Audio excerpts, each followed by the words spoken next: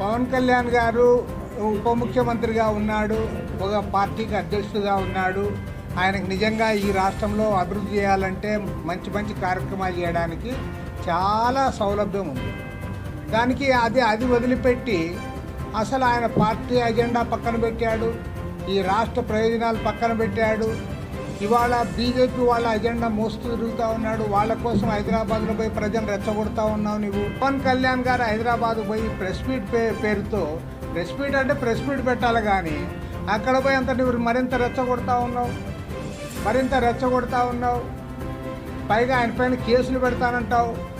ఒక జర్నలిస్ట్ ఏదైనా మాట్లాడితే నీకు నచ్చకపోతే దాన్ని ఖండిస్తాం తప్పితే ఒకేసారి జర్నలిస్ట్ పైన కేసు పెడతాం, ఆయన అరెస్ట్ చేస్తాం, ఆయన జైల్లో వేస్తాం అంటే ఇది ప్రజాస్వామ్యం అని నేను అడుగుతా ఉన్నాను.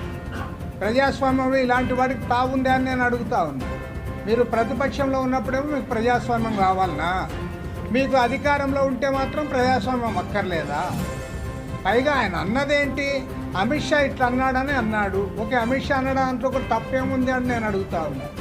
వాళ్ళ రాష్ట్రంలో చంద్రబాబు నాయుడు, జగన్మోహన్ రెడ్డి, పవన్ కళ్యాణ్ ముగ్గురు కూడా మీరు నరేంద్ర మోడీకి ఊడిగం చేస్తూ ఉన్నారు. అయిన దానికి కాని దానికి పార్లమెంట్లో మీరు మద్దతు ఇస్తూ ఉన్నారు. కాబట్టి మీరు అక్కడ ఒకవైపు ఊడిగం చేస్తూ అదే మాట ఆయన అంటే నీకు తప్పేం వచ్చిందని నేను అడుగుతా ఉన్నా. ఆయన నువ్వు ఖండించాలి కూడా ఖండించు, కానీ ఇది సరైనది కాదు. ఇవాళ రెండు తెలుగు రాష్ట్రాల ప్రజలు కూడా ఎంతో సౌఖ్యంగా సన్నిహితంగా అన్నదమ్ముల మాదిరి మనం ఉన్నాం. మీరు చేసే రాజకీయాలకి ఇవాళ మళ్ళీ చిచ్చు పెడతా ఉన్నారు. ఇది జనసేన రాజకీయం కాదు, పవన్ కళ్యాణ్ సొంత రాజకీయం కాదు. భారతీయ జనతా పార్టీకి ఊడిగం చేయడానికే ఇవాళ హైదరాబాద్ పోయి ప్రెస్ మీట్ పెట్టావు. నువ్వు రేపు వాళ్ళతో కలిసి అక్కడ ఎన్నికల్లో పాల్గొనాలనే ఉద్దేశంతోనే నువ్వు ఇవన్నీ చేస్తూ ఉన్నావు.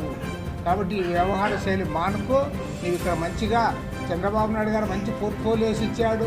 పంచాయతీరాజు, ఆర్డబ్ల్యూఎస్, పర్యావరణం బ్రహ్మాండంగా ఉన్నాయి, అన్నీ చేయండి, బాగా మంచి పేరు తెచ్చుకో. ఇది వదిలిపెట్టిపోయి ప్రజల మధ్య చిచ్చు పెట్టేదాన్ని తీవ్రంగా తప్పుపడతా ఉన్నాం, ఖండిస్తా ఉన్నాం.